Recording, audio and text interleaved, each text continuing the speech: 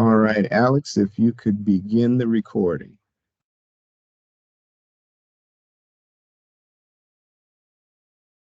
Recording is started. And I want to thank all of you for joining us today. This is the Michigan Department of Transportation's Office of Equal Opportunity Contract Compliance Review Overview. It's to give you an idea of what to expect during the EEO compliance review with your company this construction season. Now, the reason that we do compliance reviews is we have an obligation to the United States Department of Transportation and the Federal Highway Administration to, first of all, ensure that the contract provision FHWA 1273 is included in all construction contracts and subcontracts of $10,000 or more with federal funds.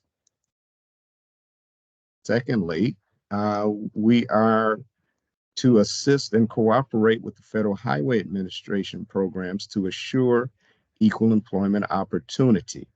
It's an obligation as a recipient of federal funds. And finally, we are to assure compliance by contractors with the provisions, the contract provisions of FHWA 1273. So that's why we're doing reviews. Now, the Federal Highway Administration FHWA 1273 contract provision was updated as recently as October 23rd, 2023. This is just a portion of that provision. Just, you may be familiar with it. And we're going to show you where that provision is found in your contract. It's on page 38 of the federal letting requirement attachment that comes with the project proposal for the prime contractor. Now, one of the main areas to cover in FHWA 1273 is to ascertain that the contractor has an equal employment opportunity officer. From the contract language and the regulations, it says the contractor will designate and make known to the contracting officers an EEO officer who will have the responsibility for and must be capable of effectively administering and promoting an active EEO program and who must be assigned adequate authority and responsibility to do so. And I know that MDOT in pre-construction meetings, it is a requirement for you to identify your EEO officer. So I think a lot of you are familiar with that already. Now, here's an appropriate EEO policy statement, comes directly from the language of FHWA 1273, which was somewhat updated starting in 2022 and again in 2023. It is the policy of this company to assure that applicants are employed and that employees are treated during employment without regard to their race, religion, sex, sexual orientation, gender identity, color, national origin, age, or disability. Sexual orientation and gender identity are relatively new portions of the EEO policy statement that is included in 1273. And so if any of you that don't have or have not made this adjustment, you need to do so that you're in compliance with the language of the contract provision.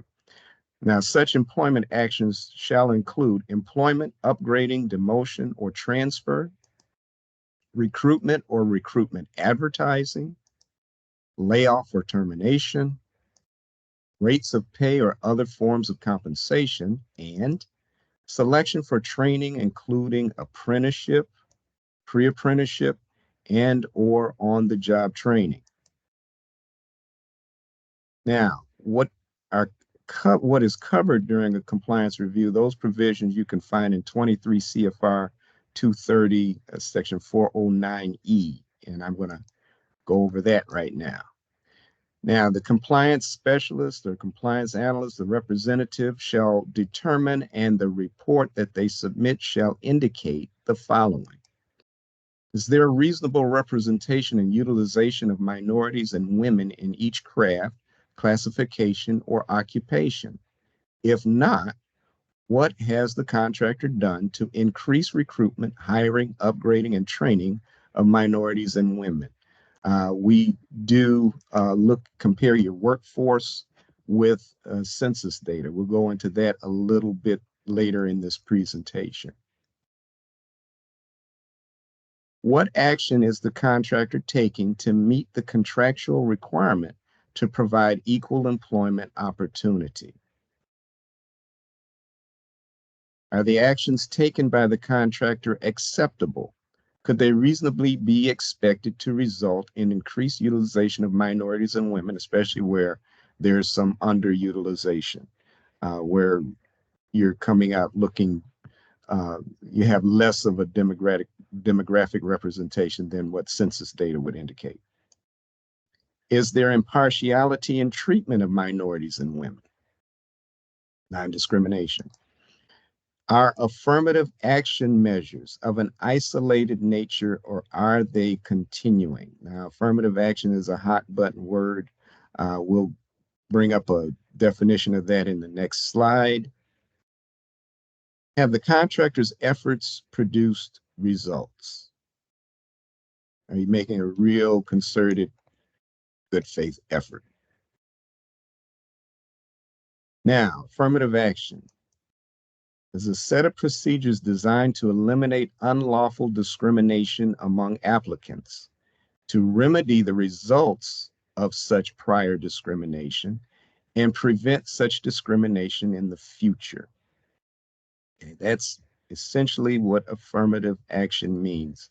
It's to ensure non-discrimination and to make sure if there are any residual impacts or results of discrimination, that there are actions taken to address that and bring things back into a state of non-discrimination. Now, these contract provisions, FHWA 1273, are the provisions that our office enforces, but there are also the provisions of Executive Order 11246 that is enforced by the U.S. Department of Labor's Office of Federal Contract Compliance Programs, or OFCCP.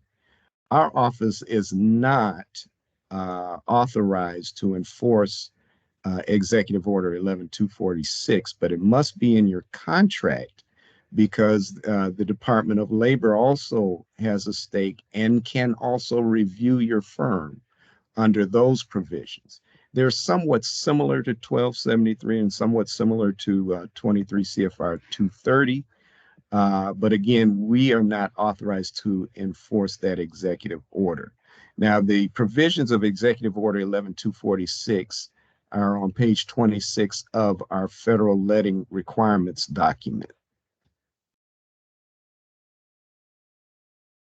Now, how do we select projects and contractors to review each year? We choose 3 of these criteria that I'm going to show you now, at least 3 or more. If they meet 3 or more of these criteria, we may select a contractor and a project for review. First criteria, they're contractors that we have not reviewed in the past 12 months. We try not to review contractors back to back unless we're doing some follow-up from a review where there were some issues that needed to be resolved.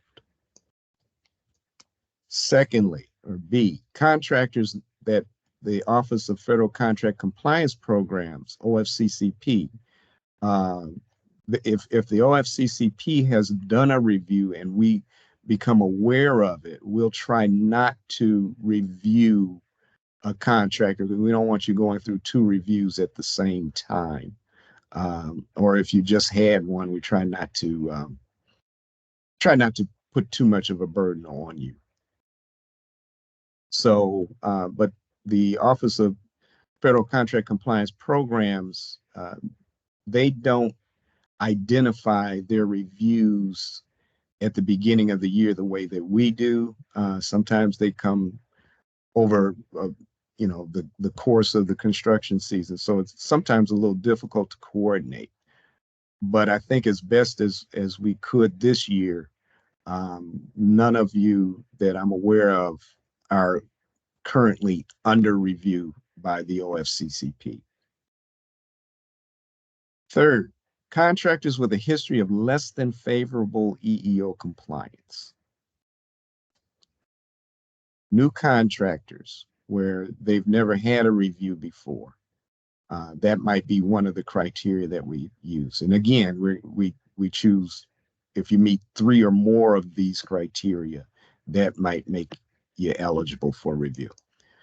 Contractors or projects that the U.S. DOT or other authorities direct MDOT and the Office of Business Development to review. If we get it directed, that's rarely happened, but that is one of the criteria, of course. If we're directed to review, that's what we'll do.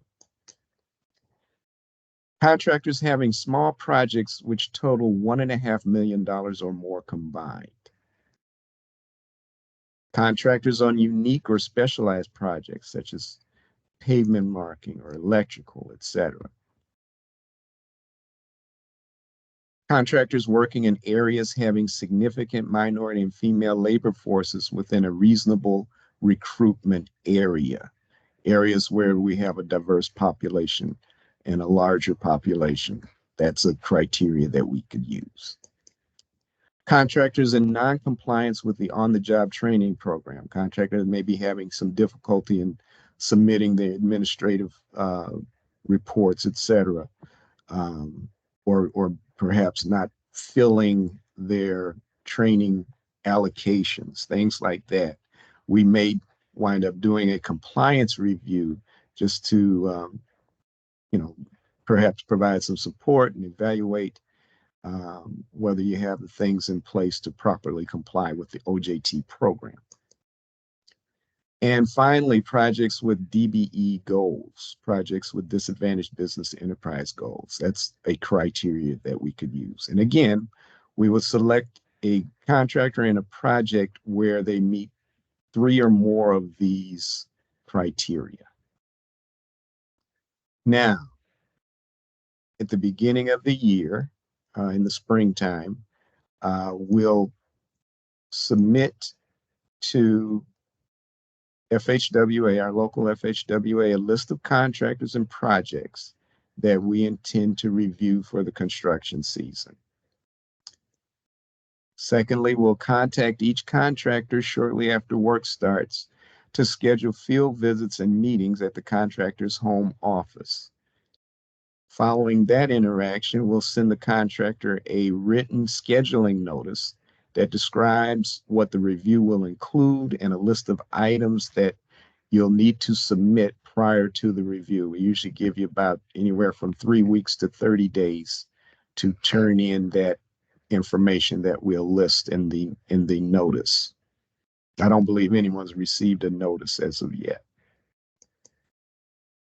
Now, here's the process overview.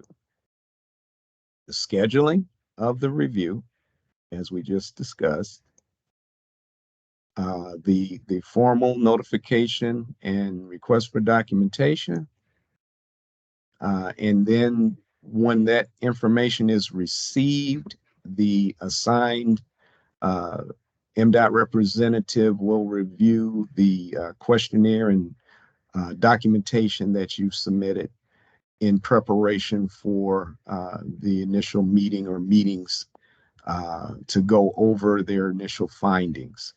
And during this process, perhaps sometimes even before the scheduling notice is sent, we may try to coordinate a field visit, or whether that be virtually or in person, because we do have a responsibility to inspect the project and to observe your workforce on that project, as well as any we may also review the subcontractors who are working on that project as well.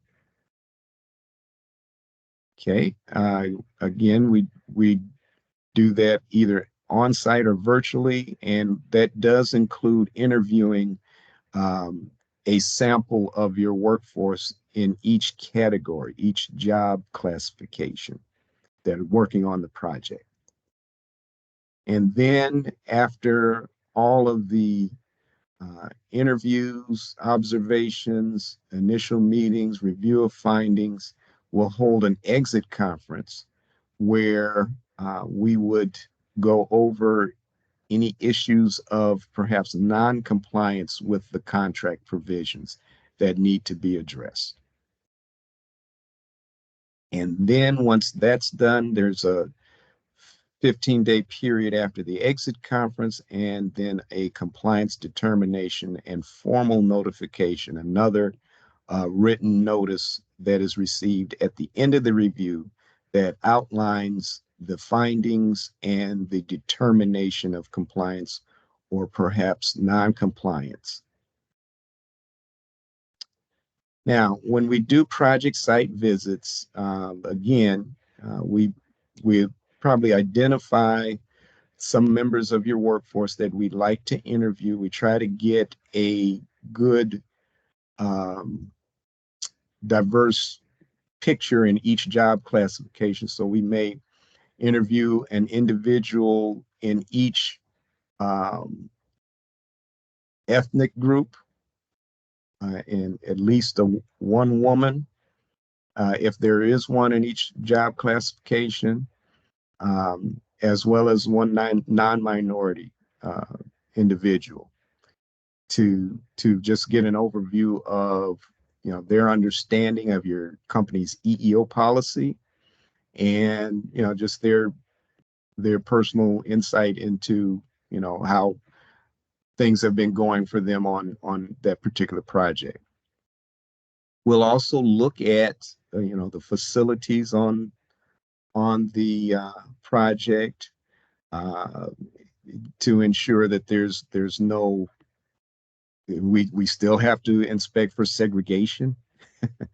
That is still a requirement, and to make sure that there are no indications of any kinds of discrimination on the project. We'll look at your poster displays, make sure that you have all the requisite posters. We know the project office does that, and that's a part of what we inspect as well.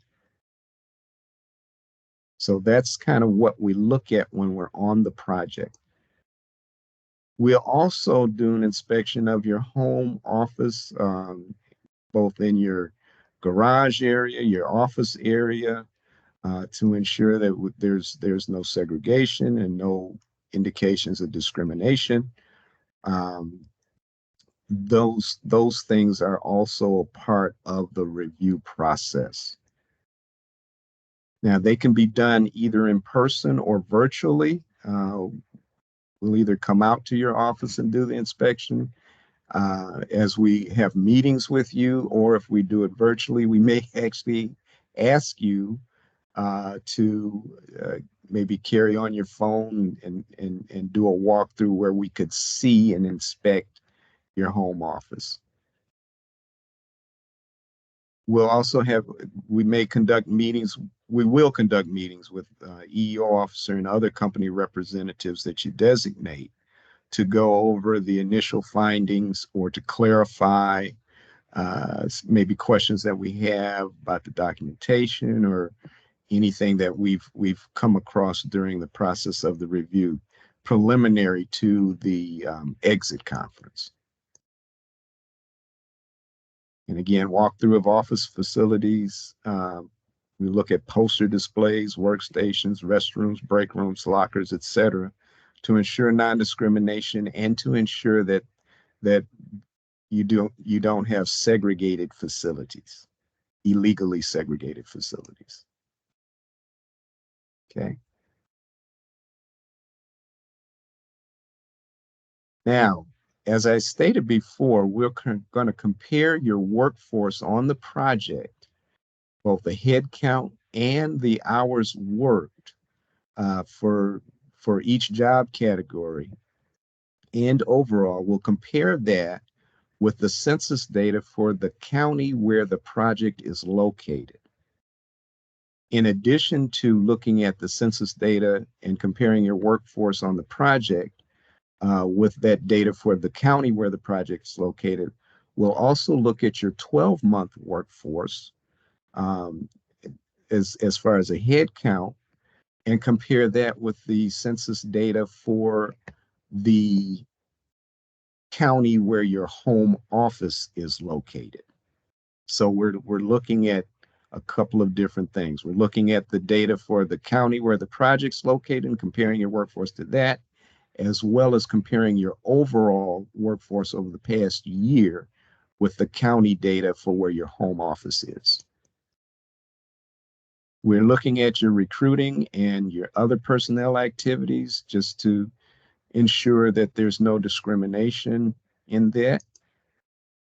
We're looking at your um, compliance and use and administration of the on-the-job training program.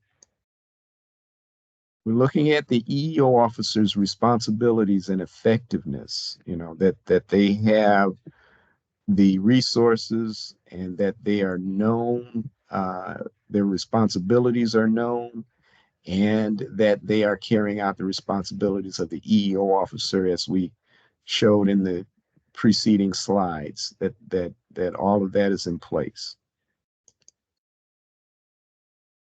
That your company's policy is communicated properly, signs are posted, employees are made aware, and that should be done really on a semi-annual basis anyway, your company's EEO policy. So that's another thing that we're looking for per the provisions of FHWA 1273. And, that the documentation that you provided was timely, accurate, and what we needed. All right, and then finally, there's the exit conference, and that can be done in person or virtually or on the phone. And that's where we're going over areas that we still see may be in non-compliance, and also areas that were in compliance or that were well done. Those are things that we go over in the exit conference. And after the exit conference, we'll usually follow up with an email or leave you with a list of issues and requested items that need to be addressed over the next 14 days. Okay, we make our determination, we're supposed to make the determination 15 days after the exit conference. And if there is a need to make corrective actions, if those actions can take place before that 15th day over the 14 days following the exit conference, those corrective actions are taken into consideration before the final determination is made. And then we'll send you official written notification of our determination and findings, or findings and determinations. Now, we had a not a review, a technical assistance session with Federal Highway Administration. One of the things that they wanted to emphasize for us to make sure that we were doing correctly was to make sure that we did hold the contractor responsible for making their corrective actions, whatever they might be, in the 14-day window after the exit conference, and not making determinations of compliance based on corrective actions that would take place after that 14 days. They want to make sure that we were keeping that 14-day timeline. And when corrective actions can't be made 14 days after the exit conference, we will send what's called a show cause notice, where the contractor may show cause to be placed in compliance within 30 days following the determination. Give you additional 30 days to come back into compliance, make those what they call affirmative actions to come back into compliance with the contract provisions.